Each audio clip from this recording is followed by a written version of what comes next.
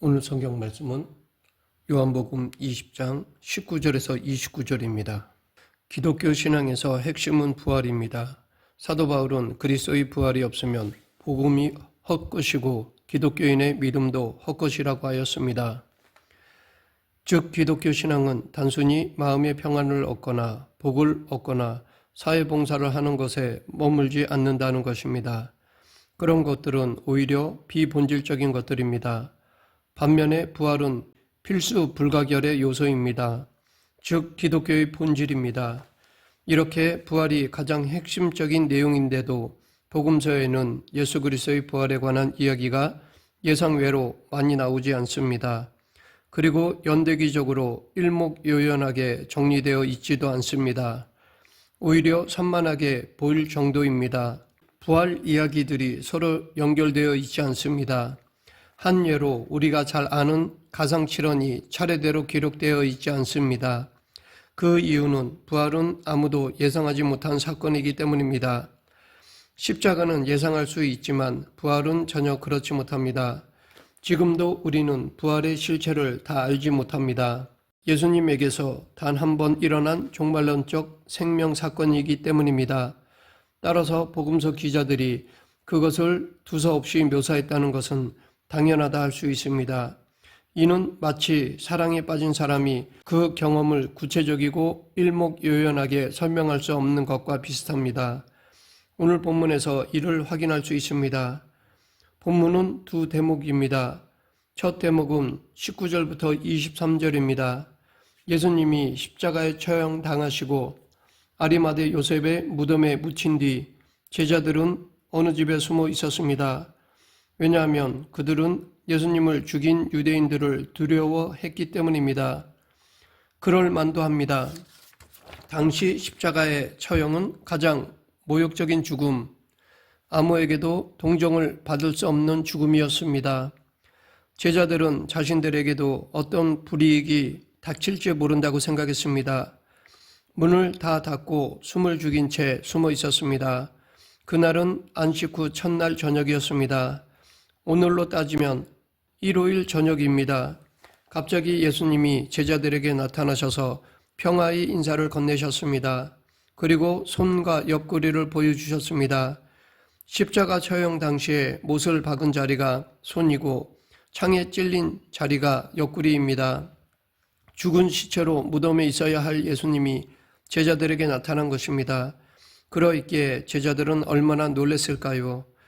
이때 유령이라고 소리를 쳤을까요? 아니면 너무 반가워 끌어안으려고 했을까요? 복음서 기자는 제자들의 감정에 대해서는 단순히 그들이 주를 보고 기뻐하더라 라고만 하였습니다.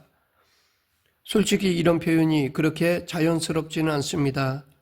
왜냐하면 죽은 사람을 며칠 만에 다시 만나는 것은 놀라운 일이기 때문입니다. 또한 성령 받으라는 22절과 사도들의 사제 권한을 서술한 23절의 말씀을 보면 부활하신 예수님을 보고 기뻐했다는 표현이 후대의 기록이라는 것이 더 분명해집니다. 둘째 대목은 24절부터 29절입니다. 이 대목은 도마와 연관된 이야기입니다. 안식 후 첫날에 제자들이 부활의 예수님을 만났을 때 도마는 그 자리에 없었습니다. 그래서 도마는 그 사실을 믿지 못하겠다고 고집을 피웠습니다.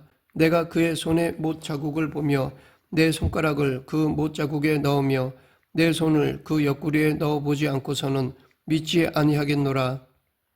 여드레가 지난 다음 도마를 포함해서 제자들이 다시 모였을 때 부활의 예수님이 다시 나타나셨습니다. 평화의 인사를 주시고 도마에게 손과 옆구리 이야기를 하셨습니다. 내 손가락을 이리 내밀어 내 손을 보고 내 손을 내밀어 내 옆구리에 넣어보라. 그리하여 믿음 없는 자가 되지 말고 믿는 자가 되라. 도마는 부활하신 예수님의 몸에 실제로 손을 댔을까요? 그것은 불가능한 것이라 봅니다.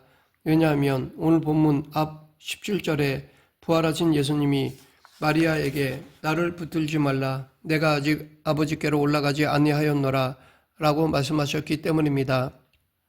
오늘 본문 첫 대목에서도 그랬고 둘째 대목에서도 그런 것처럼 예수님의 손과 옆구리를 강조하는 이유는 부활의 주님이 바로 역사적 예수라는 사실을 강조하려는 것입니다.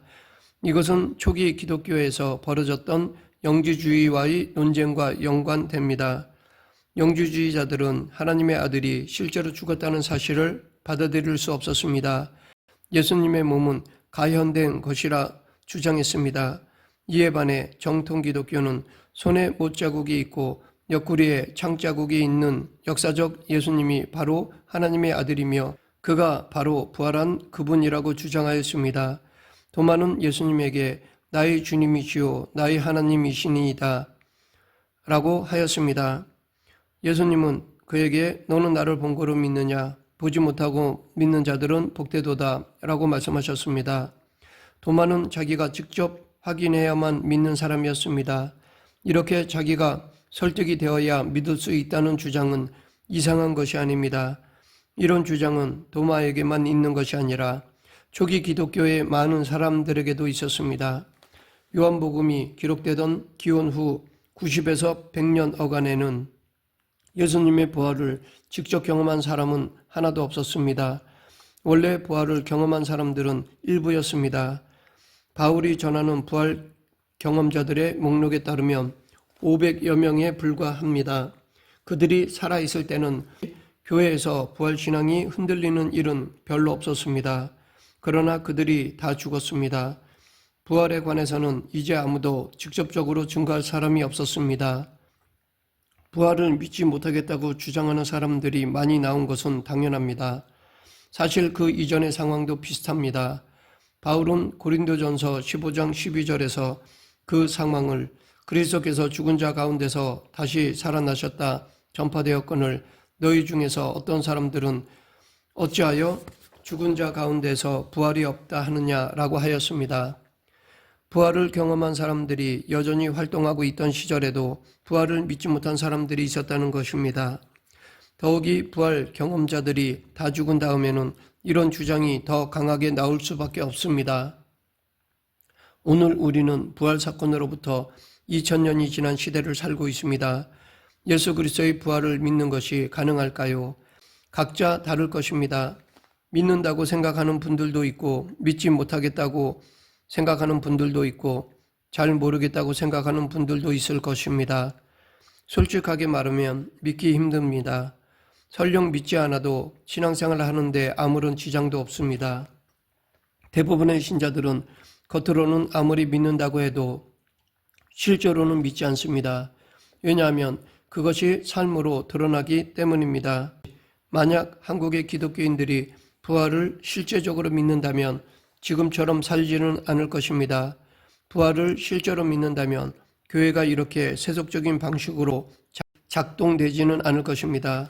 부활을 믿기 힘든 이유는 그리고 겉으로는 믿는다고 해도 실제로는 그렇게 살지 못하는 이유는 현대인들이 세상을 실증적으로만 받아들이기 때문입니다. 손으로 만지고 눈으로 봐야만 확실한 것으로 믿는 사고방식입니다.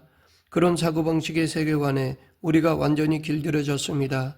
거기에만 시각이 고정되었습니다. 그렇게 고정된 시각으로는 그것 너머의 세계를 볼 수가 없습니다. 아무리 노력해도 보이지가 않습니다. 지금 우리는 무엇을 확실한 것으로 여기고 살아갑니까? 우리가 실제로 의존하고 있는 것이 무엇입니까? 다 눈으로 확인할 수 있는 것들입니다. 노골적으로 말하면 돈입니다. 권력입니다. 돈은 모든 가치를 재단하는 절대적 기준입니다. 그래서 우리는 좀 못 살아도 또는 경제 발전이 늦어도 정의로운 세상이 되도록 합시다 라고 말하는 사람보다 지금 당장 손에 돈을 쥐어주는 사람을 더 좋아합니다. 예수님이 도마에게 한 말씀을 들어보면 너는 나를 본 거로 믿느냐? 보지 못하고 믿는 자들은 복되도다. 여기서 보지 못하고 믿는 사람들은 지난 2000년 기독교 역사에서 살았던 모든 사람들입니다. 그들은 부활을 보지 못했습니다. 그러나 부활을 믿어야 합니다. 보지 못하고 믿기는 힘듭니다. 그렇다고 해서 그것이 불가능한 것은 아닙니다. 보지 못하고 믿는 것이 무조건 어리석은 것도 아닙니다. 이 세상은 눈으로 보고 손으로 만져봐야만 확실한 것도 아닙니다. 우리는 세종대왕이나 이순신 장군을 직접 보지 못했습니다. 하지만 그들이 실제로 우리나라에 살았다는 것을 확신합니다. 그들에 대한 기록을 통해 우리는 확신합니다. 이렇게 직접 보지 못해도 기록만을 통해서도 얼마든지 그들의 존재와 업적을 믿고 확신할 수 있습니다. 부활하신 예수님을 보지 못하고 믿는다는 것은 듣고 믿는다는 뜻입니다. 어쩌면 이 듣고 믿는 것이 보고 믿는 것보다 훨씬 더 정확할 수도 있습니다. 이 말이 이상하게 들릴 수 있을 것입니다. 왜냐하면 지금 일상에서는 듣는 것이 위험하기 때문입니다. 그래서 우리는 자주 광고에 속기도 합니다. 그러나 궁극적인 진리에서는 듣는 것이 최선입니다. 여기서 본다는 것은 개인이 직접 확인한다는 뜻이라면 듣는다는 것은 역사적 전통에 기대 있다는 뜻입니다. 유럽의 각성운동, 청교도 운동, 그리고 미국의 부흥운동은 전반적으로 직접적인 경험에 무게를 둡니다. 성령 체험도 강조합니다. 구원의 확신을 강조합니다. 한국 교회도 대부분 이런 경험이 있습니다. 이런 신앙은 개인을 강조하고 지금 이 자리에서의 실존적 경험을 강조합니다. 이것이 보는 신앙입니다. 무언가 변화가 당장 일어나는 것을 확인합니다. 반면에 듣는 신앙은 교회 역사에 무게를 둡니다. 그 역사에는 성경이 있고 신조가 있고 신앙 논쟁이 있습니다. 전자는 개인 영성이고 후자는 공동체 영성입니다. 전자는 실존적인 영성이라면 후자는 역사적 영성입니다. 보지 못하고 믿는다는 것은 교회 역사가 전해주는 말에 귀를 기울이는 신앙을 가리킵니다. 이런 신앙은 어떤 상황 속에서도 흔들리지 않습니다. 교회에서는 두 가지 신앙이 충돌합니다. 오늘 본문이 말하듯이 보고 믿는 것과 보지 않고 믿는 것입니다. 보고라도 믿을 수 있으면 좋습니다. 예수님도 도마에게 손을 넣어보고 믿음 없는 자가 되지 말고 믿는 자가 되라고 말씀하셨습니다. 그러나 바람직한 신앙은 보지 않고 믿는 것입니다. 지금 우리는 어느 쪽에 있습니까? 어느 쪽을 택하겠습니까? 말씀을 맺겠습니다. 우리는 신앙생활을 하면서 뭔가 구체적인 것이 보이지 않는다고 해서 불안해할 필요가 없습니다. 손에 잡히는 것이 없다고 해서 걱정할 필요가 없습니다. 보이는 것에, 잡히는 것에 너무 집착할 필요가 없습니다. 우리는 성경을 통해 하나님의 말씀을 들어야 합니다. 2000년 기독교 역사가 무엇을 우리에게 전승해 주고 있는지 들어야 합니다.